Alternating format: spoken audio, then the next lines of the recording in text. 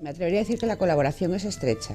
En principio, bueno, esta consejería y esta dirección general tienen unos objetivos marcados en un territorio destinados a unos sectores y a una población que es la agrícola y la ganadera y la agroalimentaria, y la Caja Rural tiene presencia y acciones en ese mismo territorio y además con una implicación muy alta de socios o clientes tanto de los agricultores como de los ganaderos. Pero lo más habitual en lo que participa la Caja Rural, bueno, pues es en las denominaciones de origen y marcas de calidad, en todos los certámenes agroalimentarios que organizan los ayuntamientos asturianos, en algunos proyectos de innovación que hemos concurrido a ellos, a convocatorias europeas. Recientemente fuimos a una convocatoria de Emplea Verde en el que participaba apoyándonos la Fundación Caja Rural, que es un proyecto que consiste, a ver si nos lo aprueban, en el desarrollo de la apicultura en el occidente.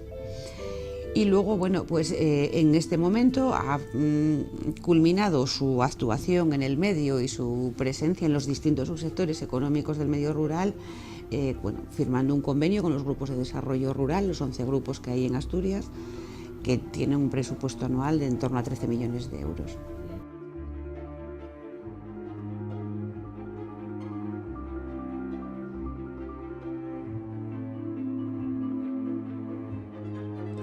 La Fundación o la Caja Rural se implican en otras tareas, simplemente que no es mantener la red de oficinas. Es decir, cuando nosotros concedemos las ayudas de la PAC, la Caja Rural se las adelanta. Cuando hemos tenido dificultades pues, con empresas que han tenido un mal bache económico y han tenido que presentar concurso de acreedores, automáticamente la Caja Rural ha sacado una línea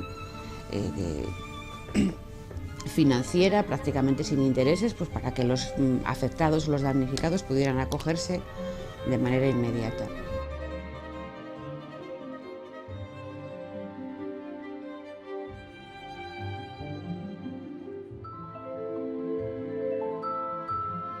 El principal reto que tiene el medio rural es minorar el despoblamiento, el que los pueblos se están quedando prácticamente sin gente, ¿no? Hay un fenómeno claro de masculinización primero y de despoblamiento después.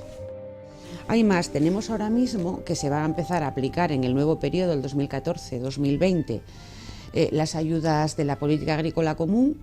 Esas ayudas en este periodo cambian sustancialmente en relación a la anterior, que se pagaban en función de una serie de conceptos, básicamente el número de animales que tuvieran los ganaderos, y ahora pasa a las hectáreas de pastos mantenidas con metales, es decir, limpias y pastadas. Y bueno, es también un reto de aplicación. Sin embargo, una oportunidad yo creo que son las producciones agrícolas y las frutícolas, que tienen una demanda cada vez más creciente de mercado, que un tomate de Graus tiene sabor y uno que viene en las cámaras de no sé dónde no lo tienen.